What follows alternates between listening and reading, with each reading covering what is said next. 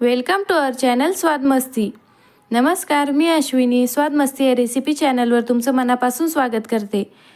आज आपण बनवणार आहोत चविष्ट, पारंपरिक, पौष्टिक अशी पालकाची घोटून केलेली म्हणजेच पालकाची गरगट्टा भाजी. या पद्धतीची पालकाची घोटून केलेली भाजी एवढी चविष्ट लागते की न खाणारेही आवडीने खातील आणि त्यासोबत जर बाजरीची भाकरी असेल तर मग चव दुप्पट वाढणारच. ही भाजी पौष्टिक तर आहेच, पण करायला अगदी सोपी आणि चविष्ट देखील तेवढीच आहे. चला तर मग अशा पारंपरिक आणि पौष्टिक रेसिपीला सुरुवात करूया. सर्वात अगोदर आपल्याला गरज आहे ती एका फ्रेश अशा पालकाच्या भाजीची जुडीची, जी मी अगोदरच स्वच्छ धुवून घेतली आहे, निवडून घेतली आहे. ही भाजी आता बारीक कापून घेऊया आणि भाजीसाठी लागणारं साहित्य बघूया.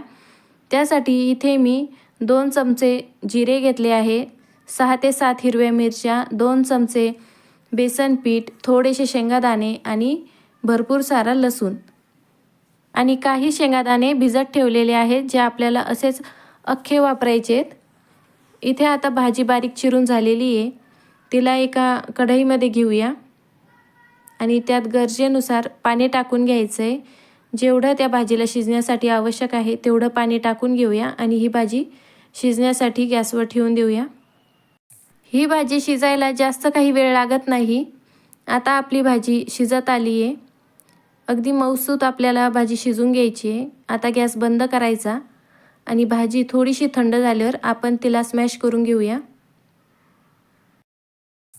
चमच्याने तिला असं बारीक करून घ्यायचं आहे, म्हणजे भाजी एकसंथ दिसते. भाजी चांगली बारीक करून झाली आहे. आता त्यात जे आपण बेसन पीठ घेतलं होतं ते टाकून घ्यायचं आहे आणि बेसन पीठ आता भाजीत मिक्स करून घेऊया. बेसन पिठामुळे भाजीला घट्टसरपणा येतो आणि भाजी एकसारखी दिसते आणि चवही छान लागते. आता बेसन पीठही मिक्स करून झालेलं आहे. बेसन पीठ मिक्स केलेली भाजी आता आपण बाजूला ठेवून देऊया आणि भाजीसाठीचा मसाला भाजून घ्यायचा आहे. त्यासाठी कढई गॅसवर गरम करायची आणि त्यात हिरव्या मिरच्या भाजून घेणार आहोत. मिरच्या भाजताना 2-3 थेंब तेल टाकलं तरी चालेल, म्हणजे मिरच्या छान भाजल्या जातील.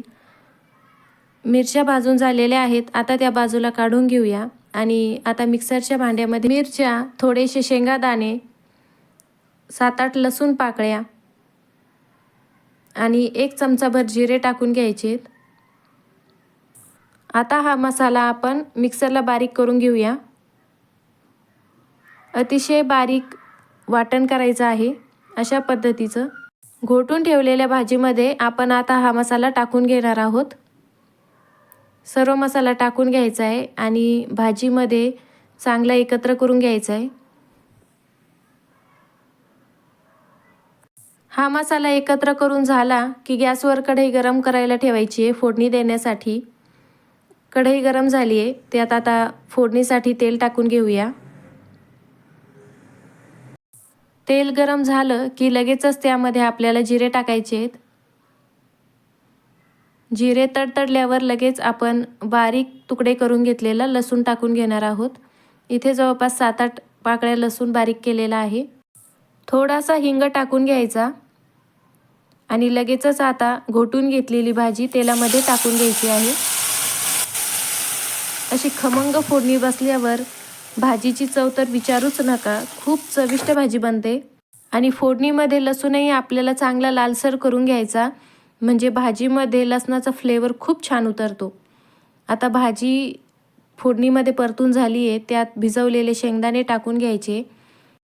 भाजीमध्ये आता आपण गरजेनुसार पाणी टाकून घेणार आहोत. आपल्याला भाजी किती घट्ट पातळ हवी त्यानुसार. ही भाजी जास्त पातळ करायचीच नाही, हिला थोडासा घट्टसरपणाच असतो. व्हिडिओत दाखवल्याप्रमाणे एवढी पातळ आपण ही भाजी ठेवलेली आहे, कारण शिजताना तिच्यात बेसन पीठ असल्यामुळे ते अजून थोडीशी घट्ट होते आणि थंड झाल्यावरही थोडीशी घट्ट होते. त्यानुसारच आपल्याला तिचा घट्टपणा ठेवायचा आहे. आता चवीनुसार मीठ टाकून घ्यायचं आहे. भाजी एकत्र करायची आणि कमी गॅसवर शिजू द्यायची आहे.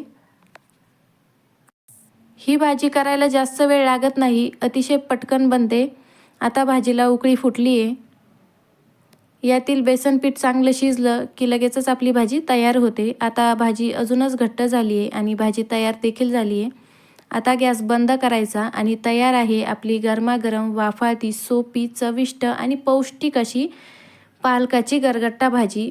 बरेच जण पालकाची हटून केलेली भाजी असे देखील या भाजीला म्हणतात. नाव काहीही असलं तरी चव मात्र अप्रतिम असते आणि सोपी इतकी की कोणीही पहिल्याच प्रयत्नात सहज बनवू शकेल, इतकी सोपी. तुम्ही जर चॅनलवर नवीन असाल तर चॅनलला सबस्क्राईब करा आणि बेल आयकॉनही दाबा, म्हणजे तुम्हाला नवीन व्हिडिओचं नोटिफिकेशन येईल. पुन्हा भेटूया अशाच एका छानशा आणि पारंपरिक रेसिपीसोबत. धन्यवाद.